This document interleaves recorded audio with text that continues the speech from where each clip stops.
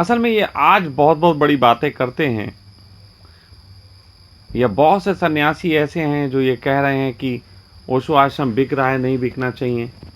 मैं इन सारे सन्यासियों से पूछना चाहता हूं, तुमने किया क्या? एक व्यवस्था जिसकी थी, जो चला रहा है, जो चेयरमैन है, जो अध्यक्ष है, वो बेचे या रखे, तुमसे लेना देना क्या? तुम एक टाकीज में एक मूवी देखने जाते हो, टिकट लेते हो, इससे तुम्हें ये अधिकार तो नहीं मिलता कि टाकीज बेचे या ना बेचे। तुमने एक टिकट ही तो लिया, ओशो कम्यून में प्रवेश का एक टिकट। बाकी तुमने क्या किया? बाकी तो कुछ नहीं किया। तो ओशो कम्यून तो बिकना तय था। मैंने कल, मुझे किसी ने भेजा कि चैतन्य कीर्ति ने मोदी जी को चिट्ठी भेजी। वो चिट्ठी मोदी जी को भेजते हैं। मैंने चैतन्य जी को एक चिट्ठी भेजी थी जिस समय मैंने ओशो कुंभ कराया था, कि हमारा विज्ञापन निकालें ओशो कुंभ का। चिट्ठी के साथ साथ पैसे भी मंगा लिए थे मुझसे, 3 महीने के विज्ञापन के फुल पेज। और फिर उसके बाद मेरा वो विज्ञापन नहीं निकाला, ये कह के कि आपका विज्ञापन ओशो जगत की देशना से मैच नहीं खाता। और ओशो कुंभ जो है, इसका विरोध होना चाहिए। ओशो तो कुंभ के विरोध में रहे, तो अभी जो कुंभ हो रहा है इसका विरोध करोगे? क्योंकि तुमने मोदी जी को चिट्ठी भेजी।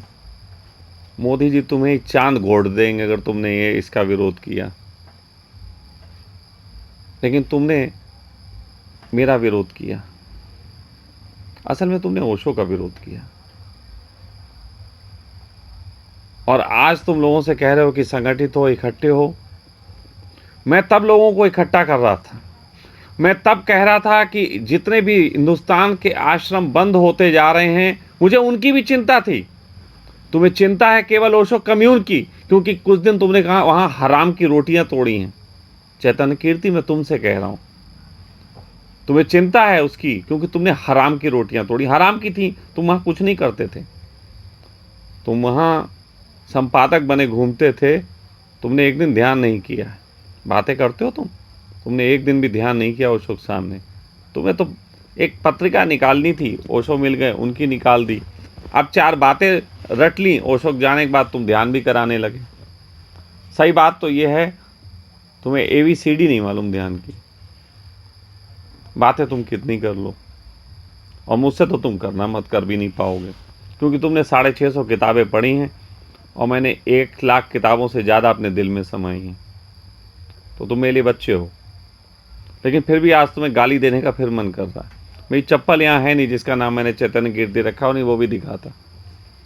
तो कुल मिला के बात यह है चैतन्य कीर्ति, कि तुमने किया क्या है।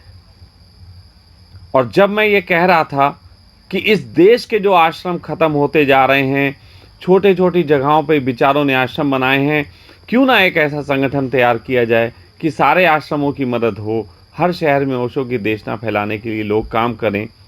तो तुमने कहा था कि ओशो की देशना में संगठन की जरूरत नहीं। आज की तरह भौंक के इकट्ठी कर रहे हो। मैं इन्हीं शब्दों में तुमसे बात करूंगा, इससे ज्यादा तुम अच्छे हो नहीं। सामने होते तो 2 थप्पड़ भी मारता आज की तारीख में, क्योंकि तुम जैसे के कारण जो है आश्रम बिक रहा है। तुम्हें करोड़ों लोग और लाखों लोग सन्यासी दिखाई देते हैं। चलो एक लेख लिखो, लिखो एक लेख ओशो वर्ड में कि 107 सन्यासी चाहिए जो एक करोड़ रुपए दे देते हो। 107 करोड़ हो जाते हैं, तुम ले लो आश्रम। 107 करोड़ लोग सन्यासी जिनके हृदय में पुलक हो ओशो के प्रेम के प्रति, वो 1 करोड़ दे नहीं दे सकते? तुम्हारे यहां जिसको तुम ओशो वर्ड, ओशो की देशना के नाम पे अलग बना के बैठ गए, क्या ओशो वर्ड में तुम्हारे पास 5-10 करोड़ देने को नहीं है? क्या विनोद खन्ना जो इतना दर्द लिए घूमते थे, क्या उनके पास 100 करोड़ रुपए नहीं थे? हमने तो अपनी हस्ती मिटवाई है। जितने भी थे, जितने करोड़ भी थे, बाप के बर्बादी किए थे। लेकिन तुम्हारे पास तो 107 करोड़ कोई बहुत बड़ी बात नहीं होती आज के दौर में। होती कोई बड़ी बात होती? ओशो के करोड़ों सन्यासी भिखमंगे 107 करोड़ नहीं इकट्ठे कर सकते? हाँ, नहीं कर सकते, क्योंकि अब तुम लोग वो हो जो अगर किसी से कह दें कि शिविर का खर्चा ज़्यादा होता है इसलिए हम ज़्यादा शुल्क लेंगे, तो उस पर भी आपत्ति उठाते हो। और अगर निःशुल्क रख दें तो कहते थे ओशो की देशना में निःशुल्क नहीं था, उस पर भी आपत्ति उठाते हो। तो तुम मादरचोदों के लिए तो ऐसा ही होना चाहिए। अच्छा हुआ कि आश्रम बिक रहा। हमारा बजाज के तुम पंखे बन जाओ, फैन, घूमो। बजाज ले रहा है ना, और मैं तो हीटर, तुम पंखे। इतना ज़्यादा गुस्सा आती है मुझे तुम लोगों की मूर्ता देख के कि पूछो मत। बहुत लोग मैंने देखा, आज ओशो आश्रम बिक रहा है, बहुत लोगों के मैसेज पड़े होते हैं, ओशो आश्रम नहीं बिकना चाहिए, ओशो आश्रम बिक रहा है, गलत हो रहा है। अखबारों की फोटो कटिंग करके, बड़ी मेहनत करके फोटो खींच के उसके क्राफ्ट काट के डालने में कितना मेहनत लगती है ना। फिर एक उदासी वाला मुंह बना के ओशो आश्रम बिक रहा है। कितना प्रेम है। किसी ने अपनी दुकान नहीं छोड़ी होगी 1 घंटे के लिए भी दुख में। किसी सन्यासी ने नहीं लिखा आओ आज ओशो आश्रम बिकने के दुख में 2-2 पैक हो जाएं, आश्रम बिकने के दुख में मैं भोजन त्याग करता हूं, आश्रम बिकने के दुख में मैं अपनी दुकान में आग लगा दूंगा। न क्रांति की बात, न कहीं से कोई आंसुओं की।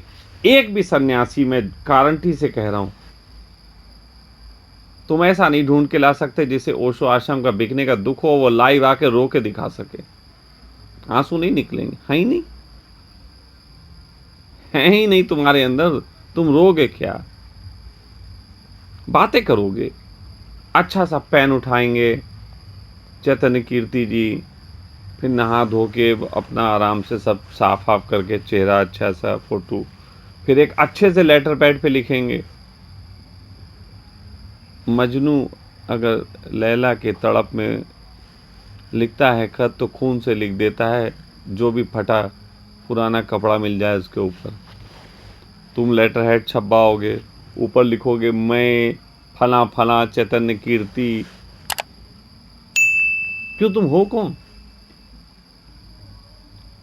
तुमने कभी मुझे गुरु भाई कह के पुकारा? नहीं, तुमने स्वयं को चैतन्य कीर्ति संपादक ओशो वर्ल्ड, ओशो टाइम्स ऐसा लिखा, तो तुम संपादक ही हो। तुम संपादक थोड़ी ना, तुम संपादक हो, क्योंकि संपादक तो केवल किताब छापता है। तुम संपादक हो, तुम अपने दुखड़े भी झूठे झूठे छापते हो। मेरे खिलाफ तुमने लेख लिखा था, अब एक लेख लिखो कि 107 लोग चाहिए जो 1-1 करोड़ रुपए दान करें। तो मालूम है 107 करोड़ देने वाले भी मिल सकते हैं बहुत आसानी से। ओशो जगत में इतनी मुर्दार नहीं पड़े हैं लोग। लेकिन फिर तुम उन पे प्रश्न उठाओगे ये होते कौन है उसका मालिक बन के बैठने वाले। और अगर 1-1 करोड़ 107 में दे दिया तो तुम गद्दी पे किसे बैठाओगे, इसके लिए जूता लात रात भर उसको सोच के तुम लोग दुखी होते होगे इसको।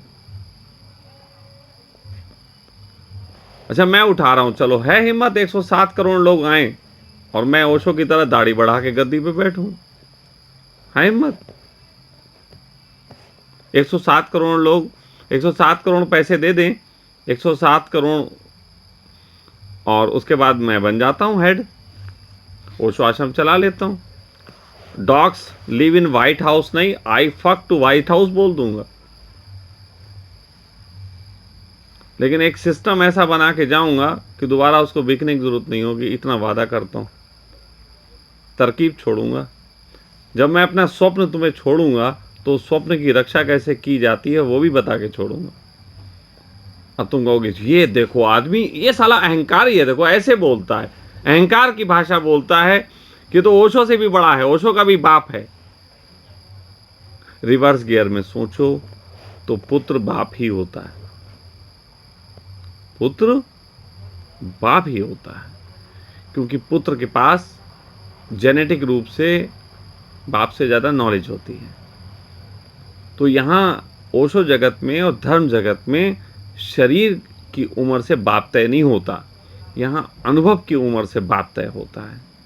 और अनुभव में मैं ओशो से ज्यादा हूं, क्योंकि उनसे आगे हूं, और मुझसे आगे जो आएंगे वो मुझसे आगे होंगे। अगर मुझसे नीचे रह गए ना तो मैं जूते खुद मारूंगा कि तुम साले मेरे औलाद हो ही नहीं, आस पड़ोसी कोई आके खेल गया हो। लेकिन तुम लोग तो ना, कोई हिम्मत की बात कह दे तो उसकी टांग घसीटने लगते हो, और जब खुद की कोई टांग कोई घसीटता है तो बचाओ बचाओ। अभी ओशो आश्रम तुम्हारा जा रहा है तो दर्द हो रहा है, मुझे तो खुशी हो रही, अच्छा हुआ बिक गया, अब वो मेरे पास आएंगे, सखा परिवार। हो गया काम शुरू। अब चैतन्य कीर्ति लेख लिखो कि ओशो आश्रम तो बिक गया, सखा के पास कोई मत जाना, लिखोगे? तुम्हें इतनी हिम्मत भी नहीं।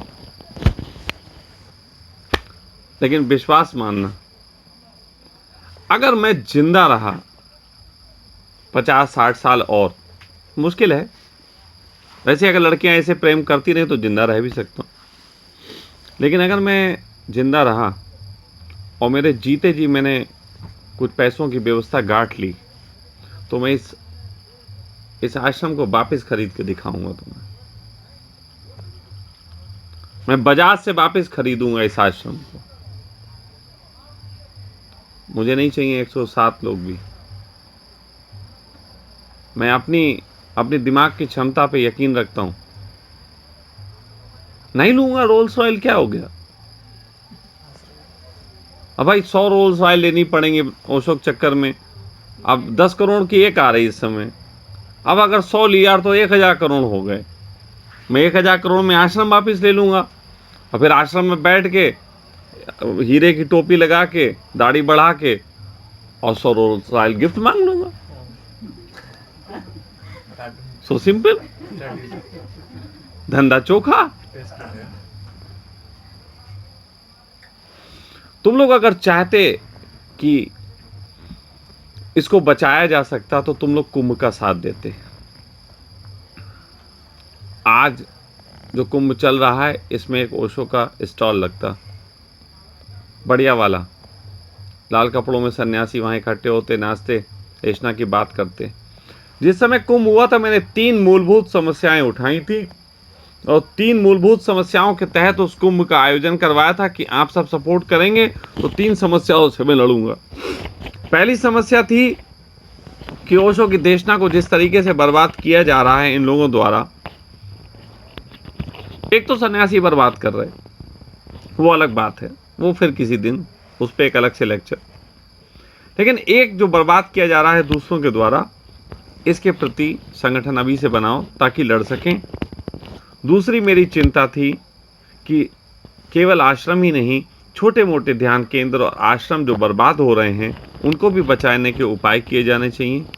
और तीसरी मेरी सबसे बड़ी चिंता थी कि ओशो के इस जगत में वास्तव में बहुत से प्यारे हैं जो कोनों में छुपे बैठे हैं, इनके पास धन नहीं है, इनके पास व्यवस्था नहीं है, उनको ढूंढ ढूंढ के निकाल के लाने की ज़रूरत है कि तुम आओ, तुम छुपे क्यों बैठे हो, और इनको सम्मान देने की ज़रूरत है ताकि ये लोग सही तरीके से देशना को आगे बढ़ा सकें।